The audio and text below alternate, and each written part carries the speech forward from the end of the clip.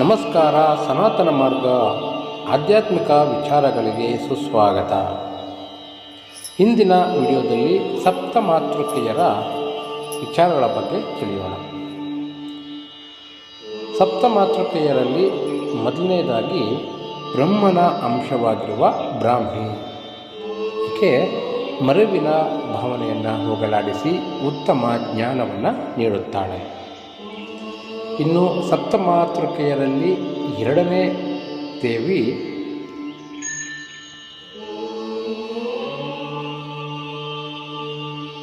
ಮಹೇಶ್ವರನ ಅಂಶದ ರೂಪವಾದ ಮಹೇಶ್ವರಿ. ಹೀಗೆ ಕೋಪವನ್ನು ಹೋಗಲಾಡಿಸಿ ಶಾಂತಿಯನ್ನು ನೀಡುವ ದೇವಿಯಾಗಿದ್ದಾಳೆ. ಇನ್ನು ಸಪ್ತಮಾತೃಕೆಯರಲ್ಲಿ ಮೂರನೇ ಅಂಶವಾದ ಕೌಮಾರಿ, ಕೌಮಾರನ ಅಂದರೆ ಮುರುಗನ್ ಅಂಶವನ್ನು ಸೂಚಿಸುತ್ತದೆ. ಈಕೆಯು ಮಕ್ಕಳಿಗೆ ಸಂಪತ್ತನ್ನು ನೀಡುವವಳಾಗಿದ್ದಾಳೆ. ಸಪ್ತಮಾತೃಕೆಯರಲ್ಲಿ ನಾಲ್ಕನೇ ಅಂಶವನ್ನು ಶ್ರೀ ಮಹಾವಿಷ್ಣುವಿನ ಸ್ವರೂಪವಾದ ವೈಷ್ಣೋ ದೇವಿಯು ಸೂಚಿಸುತ್ತಾಳೆ. ಈಕೆಯು ಸಂಪತ್ತನ್ನು ದಯಪಾಲಿಸುವವಳಾಗಿದ್ದಾಳೆ. ಇನ್ನು ಸಪ್ತಮಾತೃಕೆಯರಲ್ಲಿ ಐದನೇ ಅಂಶವಾದ ವರಾಹಿ ದೇವಿ. ವರಾಹ ವಿಗ್ರಹದ ಅಂಶವೇ ಈ ವರಾಹಿ ದೇವಿ.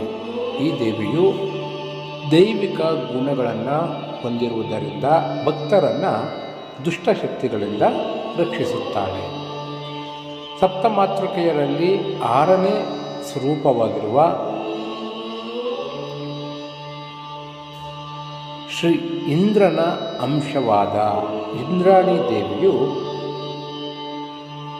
ಒಳ್ಳೆಯ ಜೀವನ ಮತ್ತು ಸಂಗಾತಿಯನ್ನು ನೀಡುವವಳಾಗಿದ್ದಾಳೆ.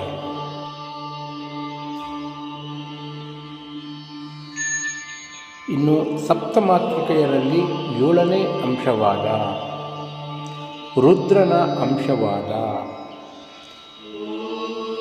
ಏಳು ದೇವಿಯರ ಶಕ್ತಿಯನ್ನು ಹೊಂದಿರುವ ಚಾಮುಂಡಿ ಸ್ವರೂಪವಾಗಿದ್ದಾಳೆ. ಸಪ್ತಮಾತೃಕೆಯರನ್ನು ಆರಾಧಿಸಿ ಜೀವನದಲ್ಲಿ ನೆಮ್ಮದಿಯನ್ನು ಪಡೆಯಿರಿ. ನಮಸ್ಕಾರ.